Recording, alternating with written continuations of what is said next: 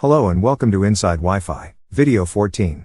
Wi-Fi's first leap into 5 GHz. In our previous video, we explored 802.11b, also known as Wi-Fi 1, the standard that helped bring Wi-Fi into homes, offices, and public spaces around the world. But in the very same year, another Wi-Fi standard was introduced, one that took a completely different approach. This standard was IEEE 802.11a, commonly known as Wi-Fi 2. 802.11a was the first Wi-Fi standard to combine the 5 GHz frequency band with orthogonal frequency division multiplexing, OFDM. These two innovations laid the foundation for the speed, stability and efficiency of modern Wi-Fi networks. So, what made 802.11a so important?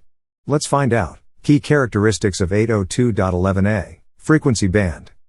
The first major difference was its operating frequency. Unlike 802.11b, which operated in the 2.4 GHz ISM band, 802.11a operated exclusively in the 5 GHz band. This offered several important advantages. The 5 GHz band provides significantly more non-overlapping channels, allowing many wireless networks to operate simultaneously with much less interference. It also avoids most of the interference generated by common household devices such as microwave ovens, cordless phones, and Bluetooth devices, all of which typically operate in the 2.4 GHz band. This resulted in a cleaner and more reliable wireless environment. Channel bandwidth. Another major improvement was the channel structure.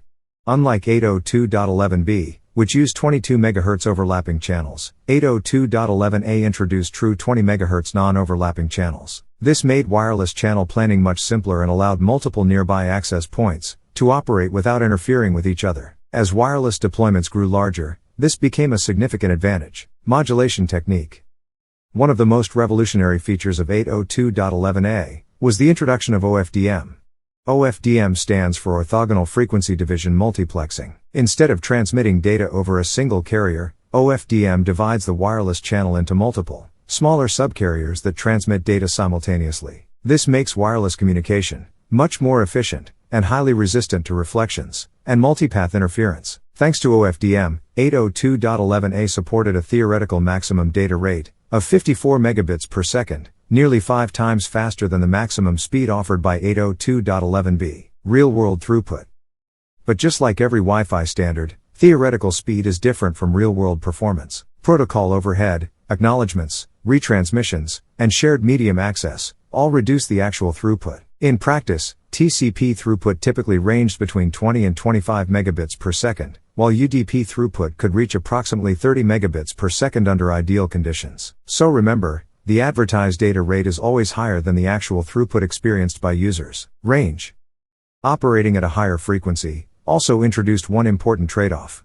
Signals at 5 GHz experience greater free space path loss and penetrate walls less effectively than signals at 2.4 GHz. As a result, the typical indoor range of 802.11a was around 25 to 30 meters, while outdoor line-of-sight communication could reach approximately 75 to 100 meters, depending on the environment and antenna configuration. Although the coverage area was smaller, the cleaner spectrum often resulted in more consistent performance. Media access control. While the physical layer changed dramatically, the media access control remained largely the same. 802.11a continued using the distributed coordination function, or DCF, based on carrier sense multiple access with collision avoidance, commonly known as CSMACA. Before transmitting, a wireless device first listens to determine whether the channel is already in use. If another device is transmitting, it waits. Each successful transmission is confirmed using an acknowledgement frame, and lost frames are automatically retransmitted. These mechanisms help ensure reliable communication across the wireless medium. Adaptive rate selection, ARS. Another important feature of 802.11a was adaptive rate selection, or ARS. Rather than always transmitting at the highest speed, the device automatically adjusts its data rate according to signal quality and interference. 802.11a supports 8 different data rates: 6, 9, 12, 18, 24, 36, 48, and 54 megabits per second. If the signal becomes weaker, the device gradually shifts to a lower data rate. As the signal improves, it automatically increases the speed again. This allows Wi-Fi to balance performance and reliability, while maintaining the connection. Interference susceptibility.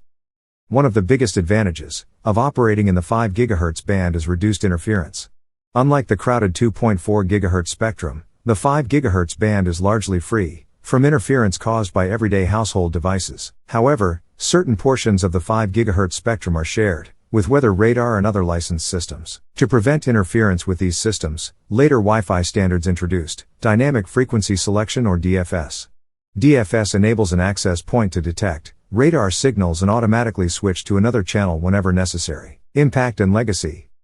Although 802.11a was not as commercially successful as 802.11b, its technological contributions were enormous. It introduced 5 GHz operation, also introduced OFDM modulation. These two innovations became the foundation of every high-performance Wi-Fi standard that followed, including 802.11g, 802.11n, 802.11ac, 802.11ax, and today's Wi-Fi 7, based on 802.11a. In many ways, 802.11a shaped the future of modern wireless networking. Security. Like the original IEEE 802.11 standard, 802.11a initially relied on WEP, or wired equivalent privacy, for wireless security. It did not introduce any new encryption mechanism of its own, instead inheriting the same security architecture from the original 802.11 MAC layer. However, security researchers soon discovered several weaknesses in WEP. These vulnerabilities eventually led to the development of much stronger wireless security technologies, such as WPA and later WPA2, which significantly improved the protection of Wi-Fi networks. Recap. Although 802.11b made Wi-Fi popular, 802.11a introduced many of the technologies that power modern wireless networks today. Its move to the 5 GHz band, adoption of OFDM, and support for much higher data rates laid the groundwork for every high-performance Wi-Fi standard that followed. How many of you still use 802.11a, and which channel? Let me know this in comments. In our next video, we'll explore 802.11g, the standard that combined the long range of 802.11b with the high-speed OFDM technology introduced by 802.11a.